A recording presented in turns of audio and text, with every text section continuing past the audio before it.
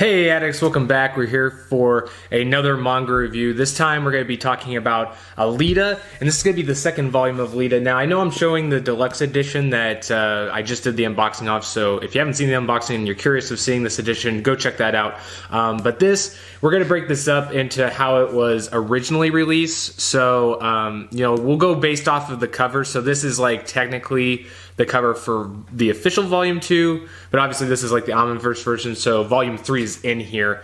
But we're just going to do volume 2 of the regular set. So we're going to do the other volume that's in this deluxe edition volume 2 after this one. So we're going to break them up that way. I think that'll just give us, a little bit more time to talk about actually what's going on in the story, some thoughts, like what is being done right, what's being, So anyway, I am going to show you more of the art here in a little bit, but I just wanted you to see the cover because, it's awesome. This is maybe one of my favorite covers, or maybe the favorite color out of all of the volumes of the deluxe edition. But anyway, so we're going to jump right into it. So I know it's been a while since we last talked about Alita, at least the manga, but I'm just going to jump right into it. The first two volumes, I'm sure that you two, if anybody's read the manga or they've watched the movie, they'll know exactly what's going on. And this one, it starts off with seeing a little bit more of the ending of that. So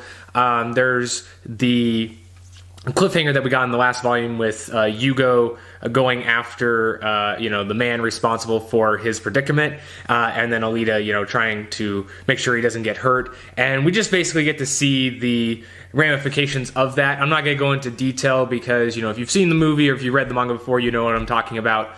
So I won't spoil it for people that haven't seen it, but the one thing I will mention is that even though it plays out pretty similarly, or technically the same as what we've seen in the movie, I think in this instance it has a little bit more emotional weight behind it. I just really like the dynamic between Alita and Yugo more in the book. I think it's just a little bit more realistic and also maybe fleshed out a little bit more.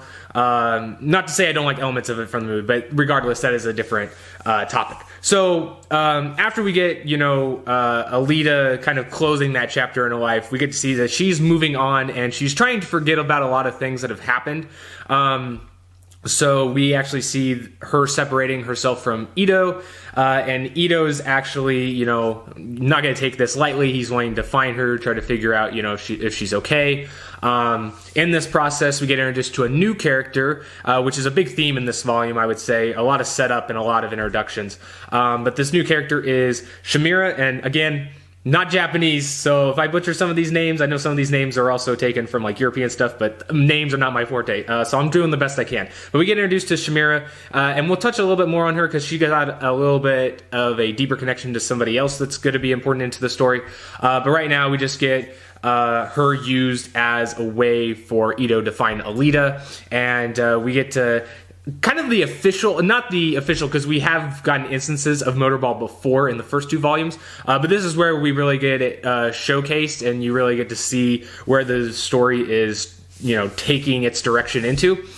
So we get, obviously, if you could tell from the cover, Alita has been disappeared for like a month, as Ito's been looking for her, and he figures out that she has joined the Motorball League, and she is currently in the third league, which is really the bottom league for professional players, because it goes into a little bit detail about Motorball itself, which I find is really cool. But needless to say, we get that, and their relationship is pretty strained, or at least Alita's not doesn't want anything to do with Ito at this point that Ito does initially catch up with her.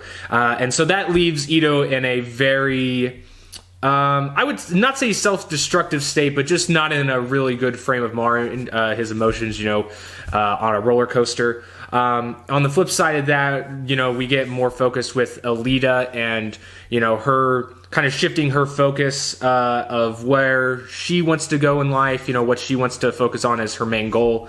And so there's actually a panel that really describes her state of mind and everything that goes, like her devotions and whatnot. I might pull that up here in a second, but just know that she is mainly solely focused on this sport and being the best at it that she can be. Now, later on in the volume, we do get to see other elements of the Motorball. For instance, like I said, she is starting in the 3rd league, and through the course of the volume, we get to see her be good enough in the 3rd league that she has a shot at the 2nd league, and her number is 99. There's somebody else in the 2nd league that has that number, so before she even gets introduced into officially inducted into the 2nd league, she's trying to get her number that she wants. So there's a little moment that we get introduced to the previous owner of the 99, which was Ada. And I can't remember what ranking he is, but he's kind of like the people's champion in the 2nd league, I guess, because he doesn't really win a lot of tournaments, but he screws up a lot of people in the tournament, so the fans really like that. So there's a good little moment where we get the seed for a new character that will harken back to the later part of the volume, and then also just getting Alita into the 2nd league. Now there is a gap in between. I think they said that it's like a week in between when she leaves the 3rd league and when she officially starts in the 2nd league. So the last part of the volume really takes place in that week, because it's not till the very end we see her in the 2nd league, but we don't see any official matches happen in the 2nd league. So in this week, we get introduced to the other prominent character that Shamira is connected to, which is her brother. We got a little bit of mention this while Alita's doing her thing in the 3rd league. And he is... oh gosh, these names kill me.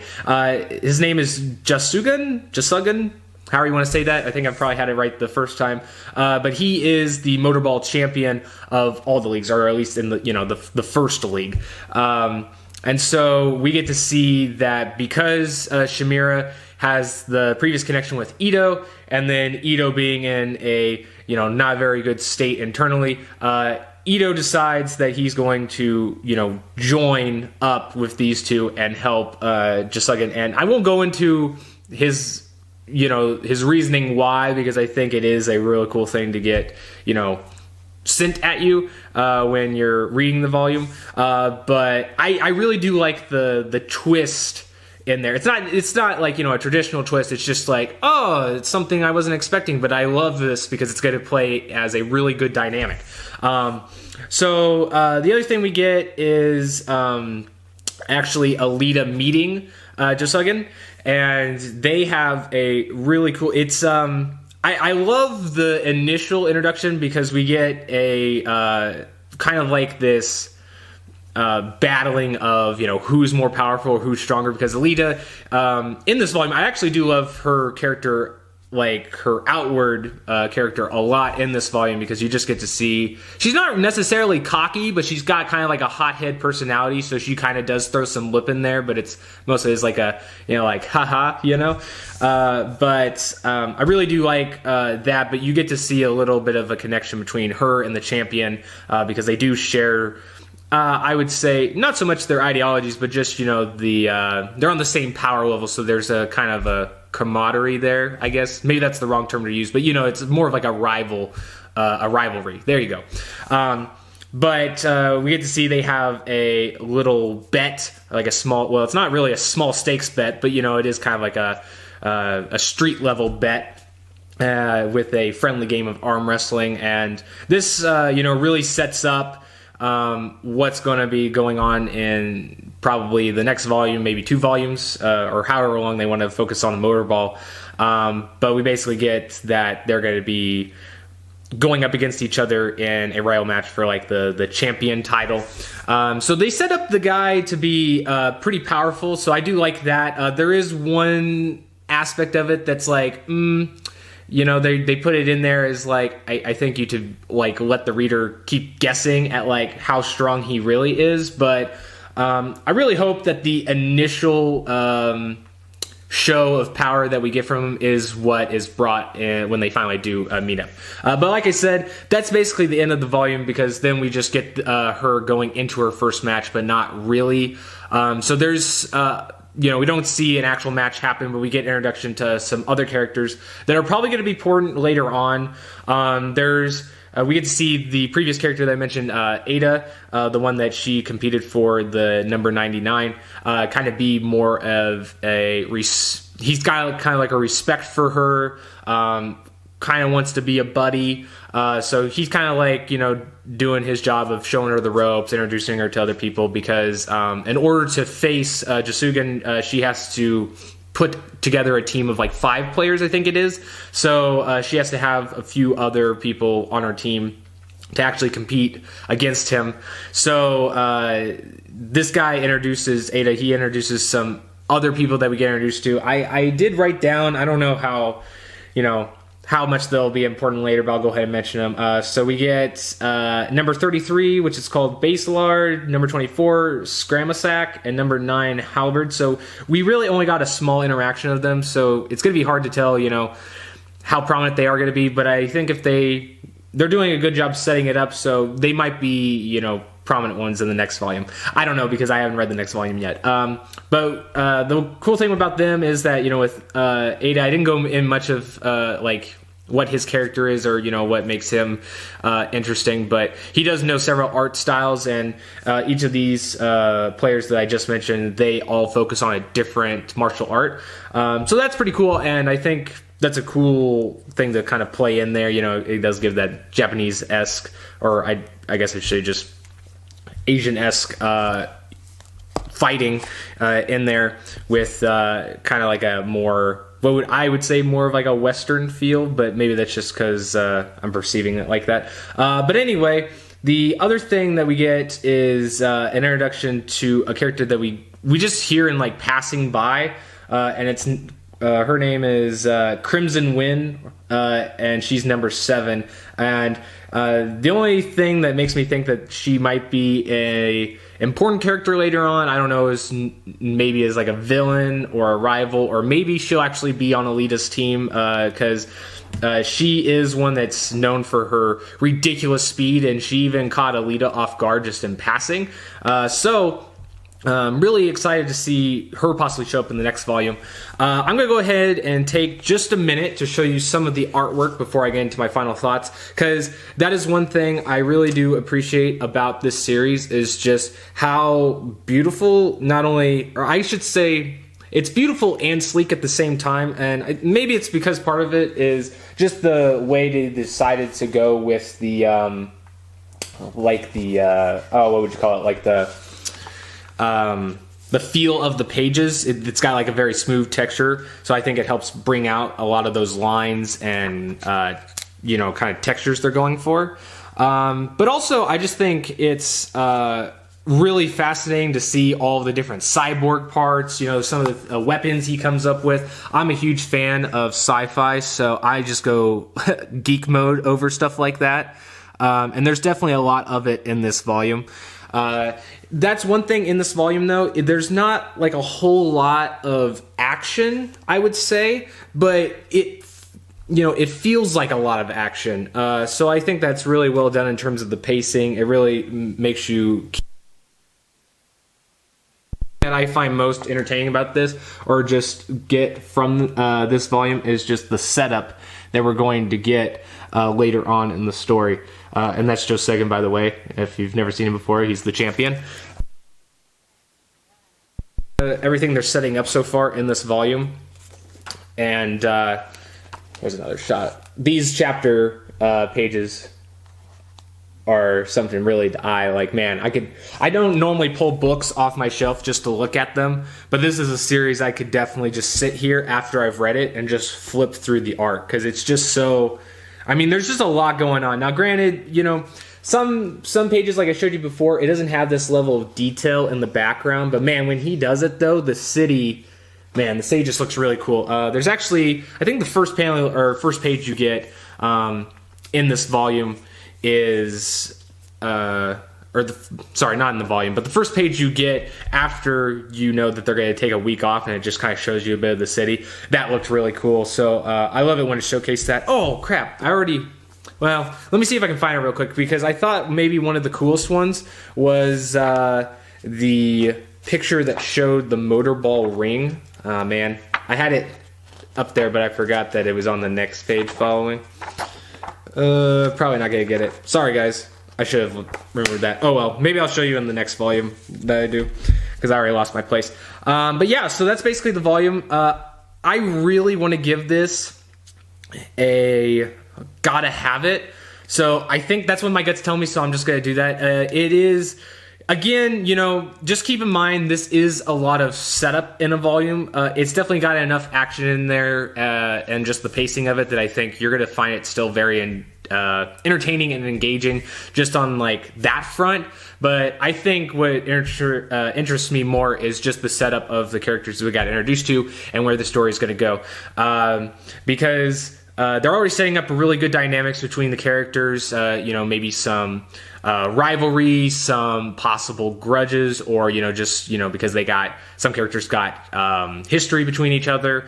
So I really do like that front, but also just because like I'm not a sports fan at all, but I don't know why it is, but I've always loved like when sci-fi stories make their own types of sports and then they showcase it. So really liked that in the movie. So this is one that I was looking forward to reading, and also it's just kind of giving me like one that comes to mind is like Megalobox vibes. So I'm really excited to see where they go and how long they will focus on Motorball, but I'm going to enjoy the ride while it is. I'm going to go ahead and shut up because this video is getting a little bit long.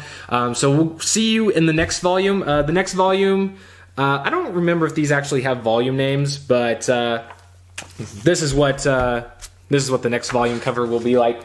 So here, well, yeah, this book's so big, it's hard. So yeah, that'll be volume 3 technically.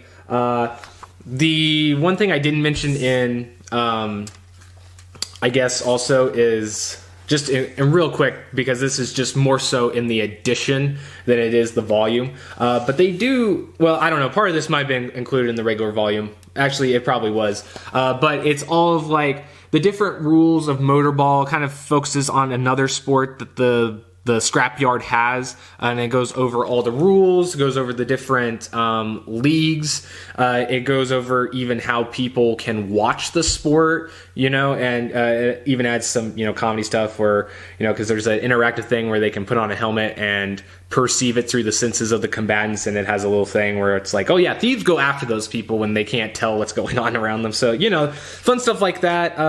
Probably more so in this edition though, it has some translation notes. It's got like what certain names mean, or where certain things were derivated from, or inspired from. Like it says like a lot of the Panzerkunst's ability names were names after kind of like German terms, but then they put like a descriptive kanji that describes the action. Yeah, so cool stuff. But anyway, guys, that'll conclude volume. I'm sorry, I messed that up. This is volume 3, and then the next one's gonna be volume 4. Wow, see, it even messed me up. I'm gonna have to put like a little thing in the description. But anyway, guys, we'll talk to you later. Hopefully the next volume will be out soon. So I'll just see you for then. Later. Peace.